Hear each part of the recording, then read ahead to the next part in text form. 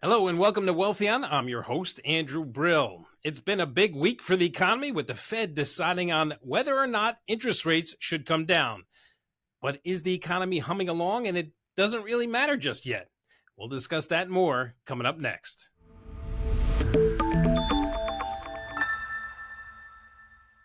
Our mission here at Wealthion is to help all of us keep and grow our money, but Wealthion's not just a channel. It's a conversation with our community, so please keep the feedback coming. If there's something you'd like to talk about or someone you'd like to hear from, let us know. And if you could like and subscribe to the channel, we'd really appreciate it. Now let's dive into discussion. I'd like to welcome in Dryden Pence, the Chief Investment Officer at Pence Wealth Management. Mr. Pence is a former military intelligence officer specializing in psychological warfare. He's received the Bronze Star Army Commendation Medal with V for Valor in Combat, the Meritorious Service Medal, and the Legion of Merit from the U.S. Army. One of the highest honors after all that. Mr. Pence is trained as an economist and can be seen on CNBC and Bloomberg. Dryden, welcome to Wealthion. And before we get started, on behalf of all of us here in the Wealthion family, I'd like to thank you for your service. Well, thank you very much. And to everybody on Wealthion, if no one's ever told you this, thank you for paying your taxes. It's important. And the reason why I say that is my daughter has a dad because some taxpayer bought me an armor-plated Humvee and a flak jacket, and I needed it one day. And so I'm alive, and there's thousands and thousands of soldiers out there that are alive because you as an American taxpayer bought them body armor that keeps them safe. So thank you very much. If no one's ever said that to you, it may make that check a little easier to write. But thank you very much. Well, we appreciate you, and obviously you guys and all the servicemen appreciate everyone paying their taxes because that's it goes a long way for keeping our soldiers safe. So I just want to ask you, psychological warfare sounds like you're dealing with the stock market and the economy. Very much so. I mean, part of it comes down to the question of what makes large groups of people do certain things. And when you take a look at the stock market, when you take a look at the economy, really it's just a mathematical calculation of human behavior. And every dollar's a vote. Right? Yeah, everyone decides to do one thing more than something else, right? I want to spend $1 here versus $1 there, invest $1 here versus $1 there. So every dollar's a vote, and it all really comes down to human behavior and trying to decide what's going to make a lot of people do one particular thing and trying to get in front of that. I mean, we talk about it like human behavior drives consumption. And that's the big thing. Human behavior drives consumption. Nobody makes a penny until someone decides to buy.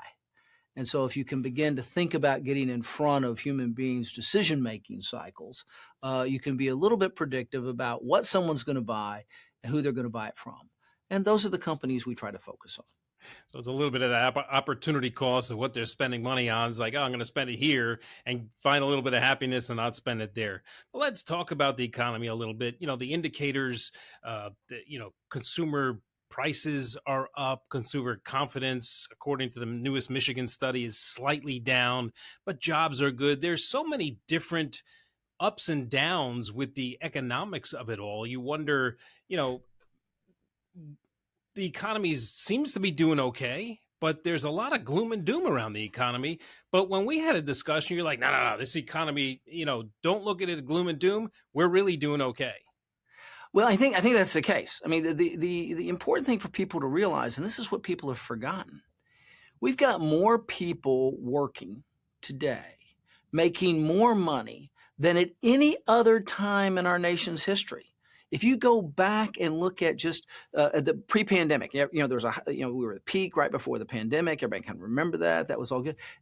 We've added 5.3 million more people to the job roles, all making money since then. So we've got 5.3 million more people working now than we had at the height pre-pandemic. When you think about that, that's like adding the entire labor force of Georgia, right, all at once, dropping them in Ohio. And it's even picked up in the last year. In the last year, we added 2.7 million people. That's like taking the entire labor force of South Carolina and dropping it in Ohio or Illinois or somewhere. And so when you have more people working, making more money than before, The American consumer spends. I mean, that's what we do. It's our national pastime. That's why they call it retail therapy. And so when you have that much money, we've added in just the last 3 years, what's the equivalent of the entire GDP of Italy? Italy's the 8th largest economy in the world. So in the U.S., we've grown Italy in the last 3 or 4 years. That's huge. And all of that money has a multiplier effect. It's working its way through the economy. So people are trying to say gloom and doom and things like that, and people take a look at the unemployment rate too. I mean, when you think about it, we've had, 25 quarters of unemployment below 4%. The last time that happened was 1969. So we're in this long stretch of really good data, of really good facts. Nobody wants to feel that way because I guess bad news sells, or everybody tries to play gloom and doom or whatever it is. But when you look at the underlying math and the underlying data and recognize that more people are working than ever before, labor productivity is at an all-time high, incomes are at just about an all-time high. All of these things are moving in the right direction. It's very hard to say we're going to have this gloom and doom recessions everybody's talking about. We've got 1.4 jobs for every person looking. I mean, I think that it's definitely a glass half full, and we're going to see that work its way through the economy and through the markets and through everything we have going forward. So we're pretty positive. It's going to, it's like this: you drive a car at 90 miles an hour. I know no one wants to admit that, but you drive a car at 90 miles an hour for a long period of time, and then you slow down to 50. You feel like you're standing still, but you're actually moving 10 times faster than you can possibly walk. And so during 2024, we see there's going to be this slowing, and people are going to go, oh my gosh, it's awful. It's not. It's just moving from a torrid pace to a normal pace, and one that's more sustainable. So we're kind of constructive on the economy going forward.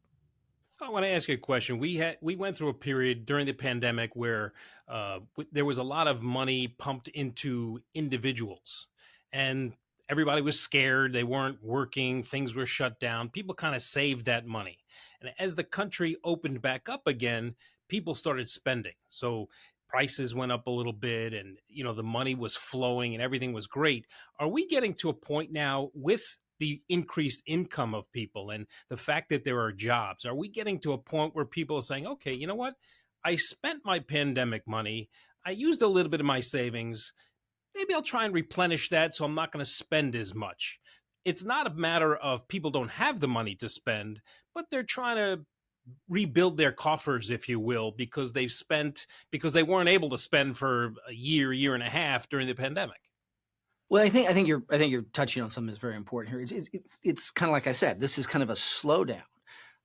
People still have money. They're making money. They're finding this equilibrium back to this balance of how much cash do I have in reserves? How much do I have in the bank? How do I feel comfortable with the investment? So some of the spending is slowing down. But what's interesting is also the spending that people are doing is changing a little bit, right? I think people are spending more money on experiences. People are spending more money on, sometimes luxury goods are things that are people looking at. Discretionary spending still seems to be reasonably robust. And you do see, and it's also a generational factor here, that you see people spending more on experiences necessarily than things. And I think that is part of just the nature of human behavior changing a little bit in the post-pandemic world. Kind of do it now because you don't know when things are going to get shut down again. But I think that's one of the factors that we see going forward, and that does affect investment themes as well. But the point I guess I'm trying to make is what you've described perfectly there is that thing that I was talking about, this movement from 90 to 50. It's not we're going into recession at all. It's we're moving back to some sort of normalization of American spending patterns, which are certainly quite robust. So the Fed meets this week. Obviously, things are still looking pretty good. We don't expect a cut probably until maybe June or even July. But prices are still up, and we've passed. I'm assuming we've passed that post-pandemic or that pandemic, levels of where we couldn't get goods. We couldn't, there was a lack of things being produced, but we've kind of gotten past that, but prices aren't coming down the way we'd like as well. Well, the easy work is done on inflation. The easy work is done on inflation. So much of the inflation was originally in energy prices, and we're seeing a little, pushback on those.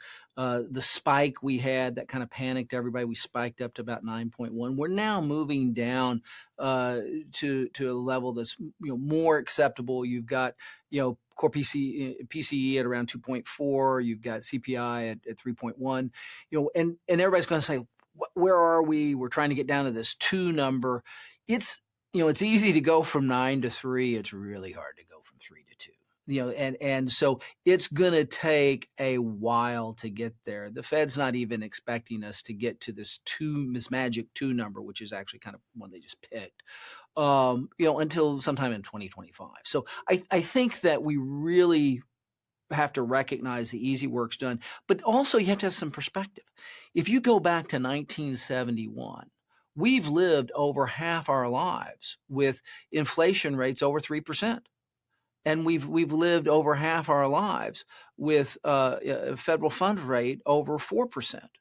So this idea that we have to get back to 2 to have a robust economy, that we have to get back to 2 to have everything work, is really a misnomer. So when you think about this long period of time, from 1971 forward, over half our lives, inflation greater than 3, over half our lives, Fed funds over 4. During that same period of time, you had an economy that grew GDP probably around 6. You had a stock market that compounded at about 7.5 on the S&P 500. So even in this environment that's unusual for us today, it's actually not unusual over our long history. It's unusual for us today because we were used to a 10-year period of time where we had almost zero interest rates. We had almost zero inflation rates. But I think that the thing people forget is the way we got to that was we had a housing crisis and a banking crisis, and we had a lot of things go bad in 2008 and 9. I don't think anybody wants to go back to that. If that's the price you have to pay for a 0% interest rate and a 2% inflation rate, I don't think anybody wants to go there. So I think that we just have to recognize this last adjustment period is going to be elongated, but it's not going to be one that's particularly destructive. Prices are going to be a little higher, inflation is going to be a little higher, but wages and incomes are higher. Real wage growth is there. So I think that it's just a matter of recognizing that the last 1% is the hardest, and it's going to take us a little while to get there. But we don't see anything bad coming out of this. I mean, you've talked about not a soft landing, but no landing. And then there's you talk about housing, the Gen Zers who say, I'll never be able to afford a house. But, when you look at it, an interest rate at 7 isn't so bad. It's just the psychological, as you would know, the psychological thing. Oh, my 7% when, it was just 2.5%, 3% just, a year and a half ago, but now I'm going to pay 7%. Look, my first mortgage was almost 8%. So I get it, but there's we have to kind of retrain these younger people that, look, you know what? A 7% interest rate isn't the end of the world. I've kind of said this a couple of times. You and I can remember getting a 6 or 7% interest rate and going, score, that's wonderful. And a lot of your viewers probably can think of the same thing. You tell a millennial they're going to pay 7 or 8%, their heads will explode. And so, but the point of the matter is we're just moving back to a more, I guess you'd call it, you had the old normal, you had the new normal. Now we're getting back to what I'd call the real normal. And I think in this situation where it's basically a psychological adjustment period. And then, we look at this issue too, when you talk about home builders and you talk about housing, there is a housing shortage, and it's difficult. And part of it is you don't have people downsizing, because let's say if someone's got a 30-year mortgage, and this is the thing that you have to look at, someone who has a 30-year mortgage that they got a couple of years ago at 3%, they're not affected by these higher mortgage rates. They're just kind of like very happy paying their more, and they're not in a hurry to sell their current house and move to another house with that mortgage not being portable. So that they're going like, I'm just going to stay where I am. Right. So you don't have as much sales in existing family homes because no one wants to, refi at a much higher rate. So I think that you're beginning to see some of these distortions. They're going to have to work themselves out through the economy. But again, that's kind of why we think the home building sector is you're just going to have a lot more new homes because no one's going to sell the old ones because they don't want to get a new mortgage. I know I'm not looking to sell mine or hop into a higher mortgage for sure, but there's the thinking that, prices are up, earnings are up. There's a lot of companies doing very, very well. There's the Magnificent Seven that have done very, very well. And now it looks like the bottom half of the S&P is going to start doing well also because the economy is doing so well. Well, I think that this is an important thing for people to recognize. If you look at markets, particularly when you look at 2023 and you look at the, so far parts of 2024, much of it was driven by the Magnificent Seven. You had these tech companies that were in this position, and they were really driving, massive earnings expansion, and they've driven the market forward. Now what we see is this matures a little bit. We see that the broadening out of earnings growth, the broadening out of performance is going to really lift the rest of the market. So we see a lot of opportunity in what we call the 493. And part of this goes back to the psychology around things.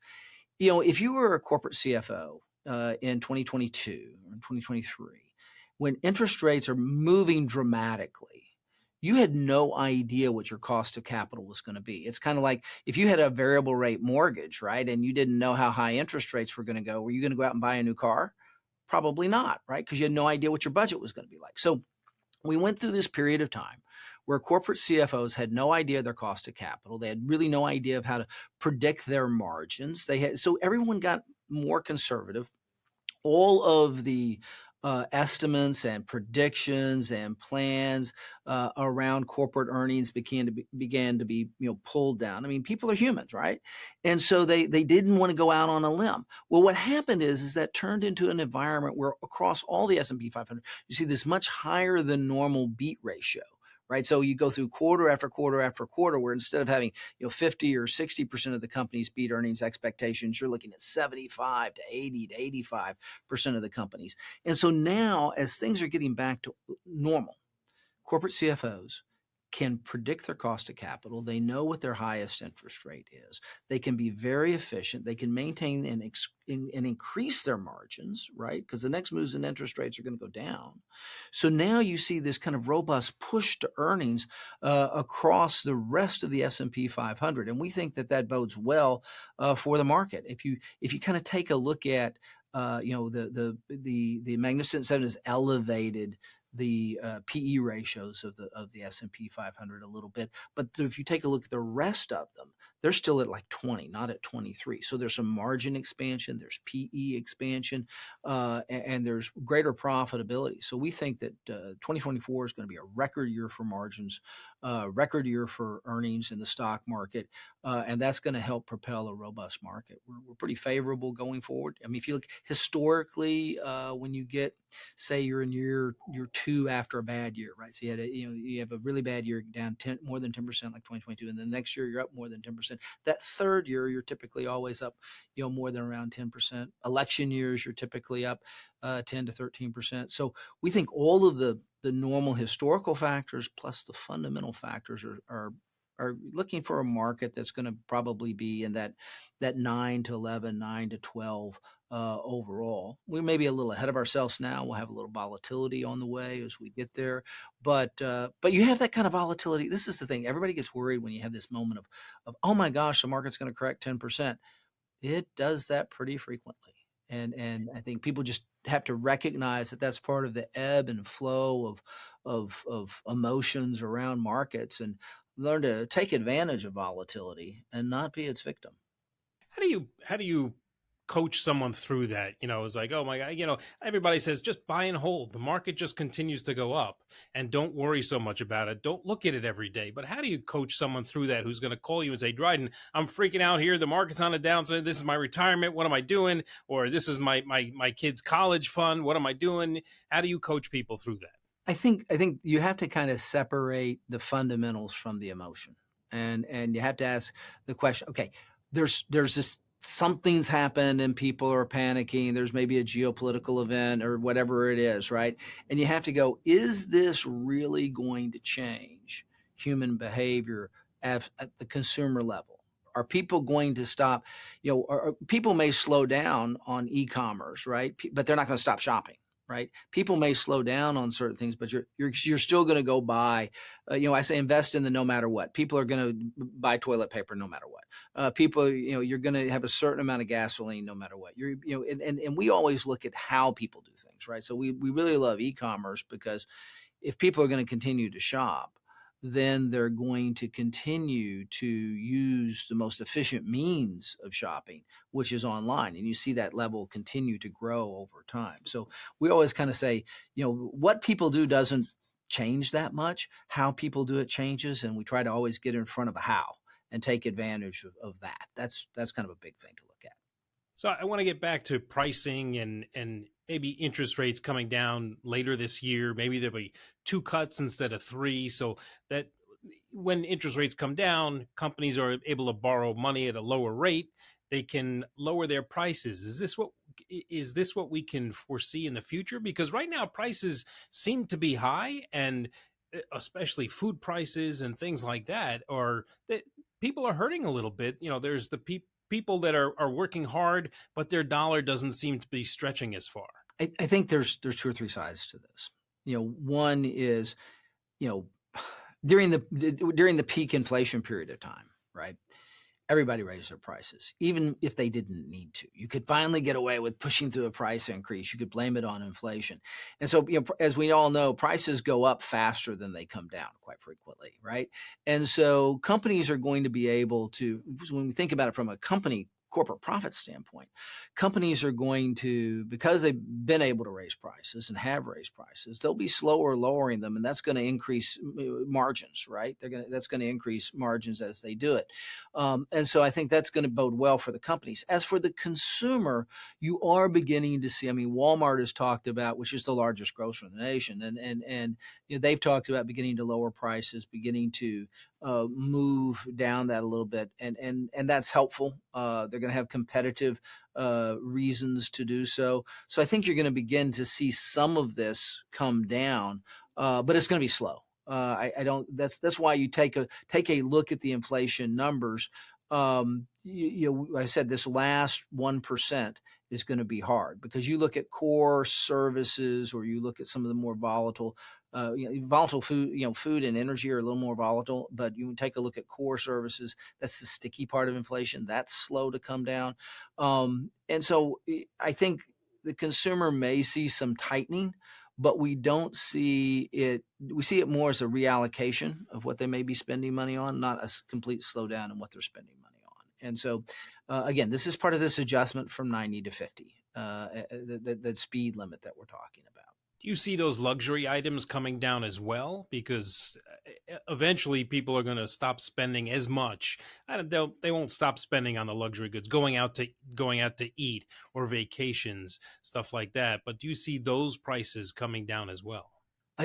Not as much. I think the thing that I'm going to look at is margins. I mean, our job is to protect people's wealth and to grow it, right? So I'm going to focus a lot on corporate margins. I'm going to say who's making money. We try to find companies that are making money, and who's going to make the most money out of whatever behavior there is. So when you look at, we kind of call it what we call choke point investing. Where you look at there's a supply chain between the satisfaction of human demand, right? You get from where you are to where you want to be. And a choke point is a military term, but it talks about it's a place where somebody controls a piece of the supply chain. And think of it as a bridge across a river, right? If you control the bridge, you control the satisfaction people trying to get across. Well, you can charge them a toll. you can charge them a higher price, right? And when you look at that, we look for the companies that occupy a choke point, that have a little bit of a monopoly, that have pricing power, either because they're good is scarce. In other words, they're the only person that makes it, or maybe one or two people that make it, or that there is a abnormal demand for that good because it is a brand. It's something that somebody wants, that is willing to pay more because of what it looks like or what it might be than what it may factually, the sum of its parts, right? So I think that when we look at luxury goods, they occupy a choke point in human psyche. You want this thing and you're willing to pay more for it because it's not just a purse, it's a particular purse. It's an LVMH purse. It's something that in and of itself makes you happier because you own it. And so when we look at luxury goods, we find that their profit margins are going to be able to be more sustainable in any type of environment. And the demand tends to be more sustainable in almost any type of environment because the people that have the money to buy those things tend to be less inflation sensitive and less market sensitive. And you also got to remember that, people have made a lot of money in the stock market over the last couple of years, right? So incomes are made up not just of wages that you earn, but of portfolio earnings. And this is spread out across a much wider segment of the American consumer. So I think we're a little bit more resistant to some of the normal cycles because everybody's kind of got this additional cushion to satisfaction of their demands. So we look for the choke point companies that people are going to buy from no matter what. One of those that seems to be an abnormal cycle is this whole AI thing. And now NVIDIA this week is having their conference. And I'm sure there's going to be a little news tidbits out of there that are going to make stocks go crazy. The AI stocks, the Magnificent Seven, there room to grow there? I think, data is the new gold. I think that's when you think about our ability to understand what the consumer's doing, what companies are doing, how we can be more efficient, how AI can help really any company. If you take artificial intelligence and combine it with a human, you increase labor productivity. Increasing labor productivity is the solution for inflation. We get better outcomes from every dollar of input. And so when you think about that, the demand for what these companies do, we're producing like 5 times more data every day than we did in 1999.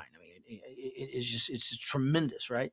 And so we're creating all of this new data. It's going to continue to grow. There has to be a way to crunch it. There has to be a way to store it. There has to be a way to understand it. There has to be a way to analyze it. And as we do that, we get better outcomes, and we also become more efficient. Think about it. 25 years ago, think of how expensive computers were. A computer that could just do a couple of things would cost thousands and thousands of dollars. Now they're almost disposable. A couple $100 and you have, and so when you think of all of that efficiency, of that wave of industrial revolution, of the wave of computerization into everything, AI is kind of the next big wave of that. And so we're going to find ourselves in this situation where the companies that are at the forefront of that, they're going to continue to be dominant. So do I think that there's room in the Magnificent Seven for continued demand and continued growth and continued margin expansion? The answer to that is yes.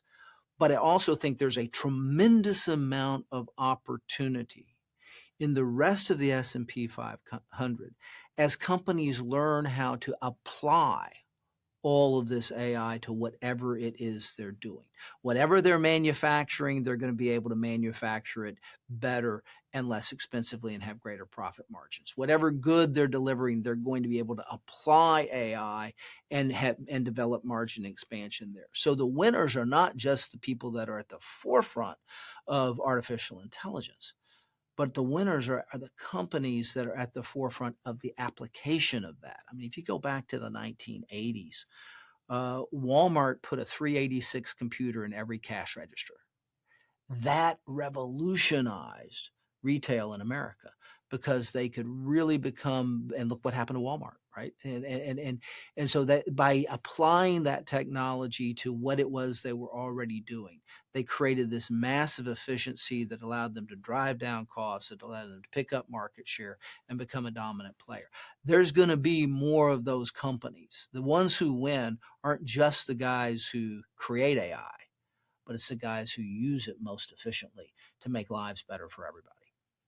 You've seen companies like Apple, so to speak, that have scrapped an EV vehicle to really concentrate on AI. So there's a lot of companies, I would assume, that are trying to concentrate with AI, learn how to use it better, use it in their products. And Apple's one of those stocks that have gotten hit kind of recently because China, they're not selling as many phones in China. The Chinese economy, not from all reports, isn't as good as it is here in the US, but they're really concentrating on the AI thing. So that's one of those companies that are going to look to increase margins, do better, make their products better through AI.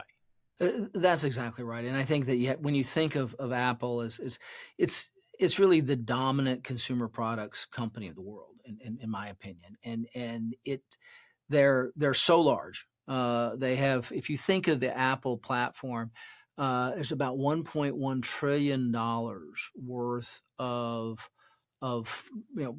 income and products and stuff that roll through the App Store every year, right? And when you take a look at $1.1 trillion running through things that Apple touches, right? That's like the entire economy of I think Norway, which is like number 18 or something like that. So when these people just forget how big it really is. This entire ecosystem that they have that affects our daily lives, and so I think that's important. So while the stock may be affected from a headline standpoint, saying, "Oh well, China's slowing down," there's a whole slowing down is not stopping, and there's a whole lot of other people in the world that use Apple products. So we think that they're going to continue to be a dominant company for decades to come. Why doesn't something like that come out? I mean, you hear when earnings come out and they look at forward guidance and they say, oh, well, we took a hit in China. We didn't sell as many phones as we thought we would. But look at our apps. We're doing over $1 trillion with our apps. Why don't people latch on to the good? And they're like, oh, sales were down in China, so we have a problem, but we're still cash positive. We still have a ton of cash reserves, and we're sinking those cash reserves into AI. Well, I think that that old adage that bad news sells, right? So everybody said that everyone's looking for the thing. Everyone is always looking for the thing that knocks something down. And I tend to look for the thing that carries something through or drives it up.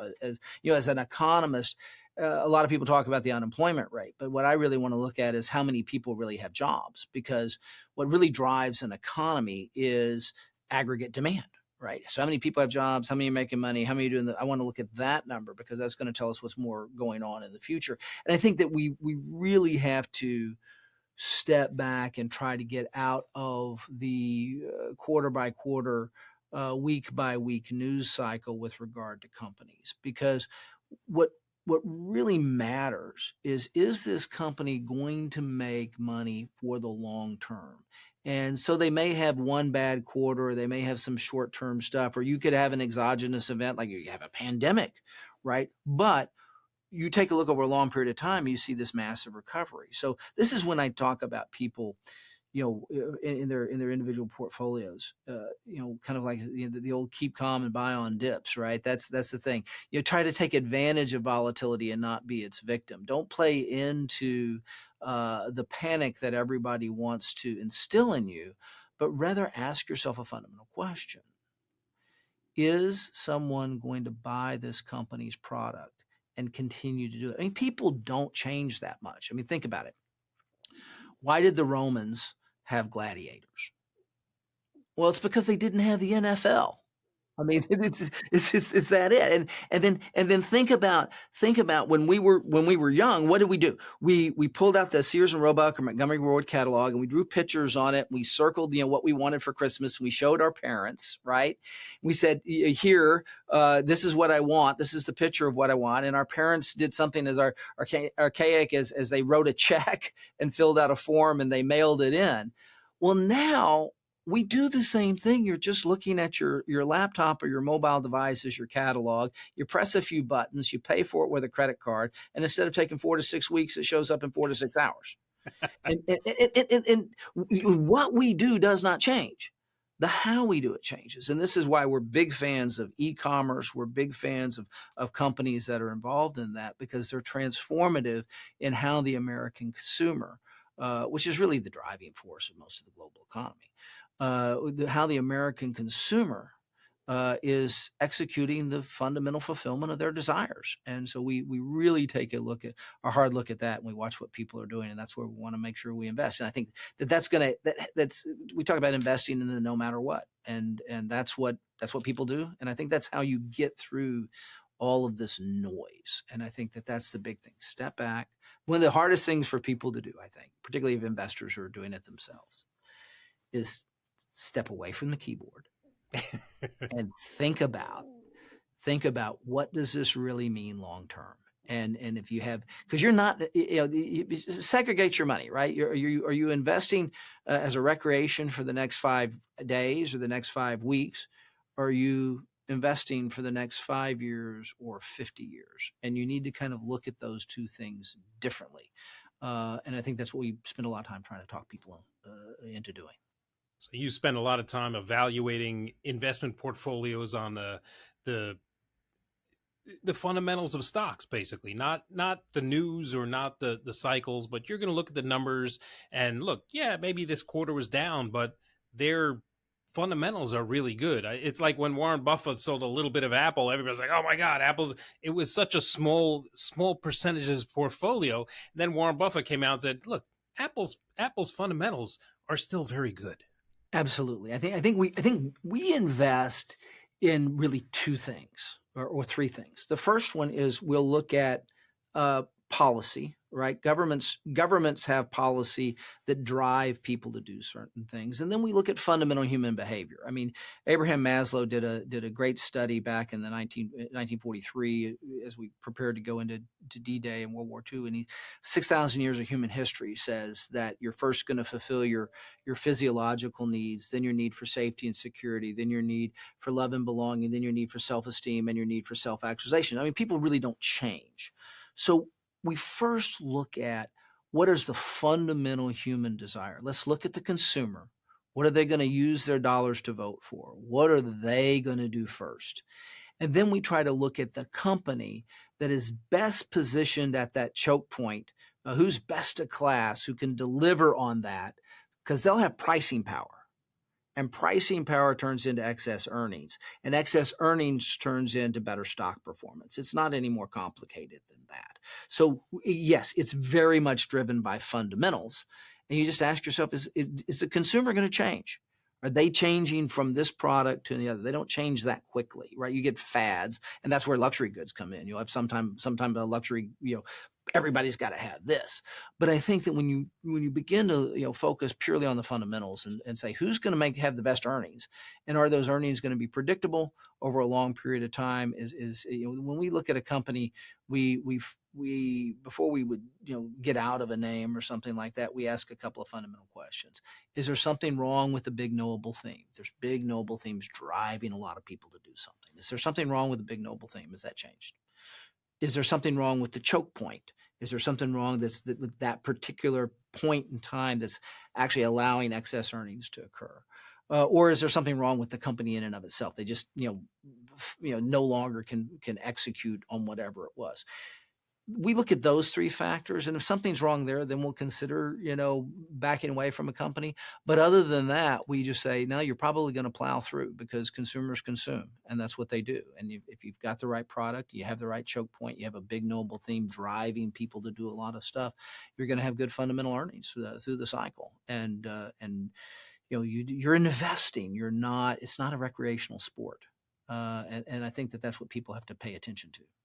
One of the last things I want to touch on, as you talked about consumer spending and habits, we're entering the spring and summer travel season, and oil seems to start. It seems like it's creeping up, which means gas prices are going to creep up again. It's just the nature of the beast. Mm-hmm. Where do you see oil going? I know there's a lot of geopolitical pressure on, the Middle East right now. A lot of the oil comes from there. Where do you see the price of oil going and the summer travel season? Well, I think we're going to see oil. It had dropped down a bit. Now we're heading in that mid 80s range. I think typically things work okay in that 80 to 85 range. It's expensive. People make decisions around it. I mean, there's two most recognizable prices in America, right? The price of gasoline and your mortgage. You know what you pay for gas. You know what you pay for your mortgage. You probably don't know what you pay for peanut butter. And so people pay attention to that. And we are seeing some elevated gas prices. We're going to start moving into that. And I think as long as you don't have a sustained oil price north of 85 or 90, you're going to be okay. You get oil north of $100 a barrel, that becomes recessionary, and you have to. It's very difficult to sustain that. But the United States is producing more oil now than they ever have. We're producing more oil now than at any point in our history. And I think that we're also beginning to do that. I think you're going to have the two other players that are, Iran and the Soviet Union, or excuse me, Iran and Russia. Sorry, I'm an old soldier. I still call them. Yeah, I hear you. Yeah, but Iran and Russia, they have two wars going on. So in order to fund those wars, they have to keep pumping oil, and that's going to keep oil supplies up. And I think that we'll probably see this moment where oil will probably peak, get up around 80 to 85, and then we'll have more supply come on the market, and markets will adjust. So I think the prices will be elevated but sustainable. It may cause people to change their travel habits just a little bit, but I think it's still going to be a very robust travel season. We like the luxury and leisure segments of the market. People are still wanting to take that trip and do that thing. And I think that consumer behavior has moved a little bit more towards experiences, whether that's individuals or families. And so whether we're hitting the road globally, or we're hitting the road here in the United States, I think it's going to be a busy season this summer, and it's going to be good for companies that are involved in that. Well, and that'll be good for the economy to keep growing strong. So that'll be a nice thing. Absolutely. It's money tends to work its way through the economy. There's a multiplier effect to what consumers do. And I think here's one thing that we forgot. During the pandemic, we put $5.4 trillion into the economy. That's more, and we did it in 1 year. That's more money than we put into the entire economy during World War II. So we have 4 years of World War II. We put in about 5.1 trillion, and then during the pandemic we put in 5.4 trillion. That's a huge amount of money that's working its way through the economy. It doesn't go poof overnight. It goes and it has a multiplier effect, and it works its way through. So we're going to continue to feel the effects of the stimulus coming from the pandemic for probably several more years. And I think that helps provide this underlying strength that we're seeing in the economy. And people worry about the Fed and interest rates. I know that's kind of on our list of things to talk about here. We think that the Fed's probably going to, it's not going to be 6, it's probably 3, maybe 2 now. And they don't have to raise interest rates. They just have to wait and just wait. And they'll have the continued effect of slowing things down. They're getting the result they want, right? But they're slowing it down slowly, and that will bleed out some of this inflation. So for those who are expecting a quick reduction in interest rates, I think they're going to be disappointed. But I think the Fed's just going to roll this thing out a little later. They'll be talking about, we'll do it in June for the first one. Well, maybe July, and begin to push it out. And we probably see 2 cuts, maybe 3 this year. But the Fed doesn't have to raise rates. They just have to wait for things to bleed out a little bit. And I think that's where we're going to be. Patience. Everybody has to be patient. Just a little bit. So what's your best advice for investors today? other than patience? Other than patience, I think the thing is don't get all excited about trading. There's billions and billions and billions of dollars being spent advertising, trying to get you to trade your portfolio. When what you really need to do is think about the fundamentals of the companies. Am I well positioned owning companies that are going to make money off of what consumers do? And if you do, then forego that urge to trade every day, and recognize what you really should do is let your money be your money and let you be you. You live your life, let your money work hard for you, but don't push it around every day. I think that's probably a good way to look at things. And so we kind of tell people that, if you step back and you look at it, it's all going to be pretty okay. And we just kind of move through it. Thanks so much for joining us. Where can we find you on social media? Basically, the easiest way to find me is at pencewealthmanagement.com. You can find me also at Pence Capital Management. And you can also find me at Pence Financial Group. So all three of those entities are affiliated with us. All three of them are there designed to help investors and help consumers. And we look forward to anything that we can do to help anybody at any time. We thank you so much for joining us. It was awesome insights, and I think that your demeanor in investing and your knowledge in investing and the way you go about it is phenomenal. And I really appreciate you joining me, and I know our viewers will appreciate your insights as well. Thank you. Absolutely. Happy to be here. Thank you very much. It's been a lot of fun. That's a wrap on another discussion here on Wealthion. Thank you for joining us. If you need help being financially resilient, please head over to Wealthion.com and sign up for a free, no-obligation consultation from one of our vetted, registered investment advisors. And remember to follow us on social media for the latest news and information to help you invest wisely. Thank you for watching, and until next time, stay informed, stay empowered, and may your investments flourish.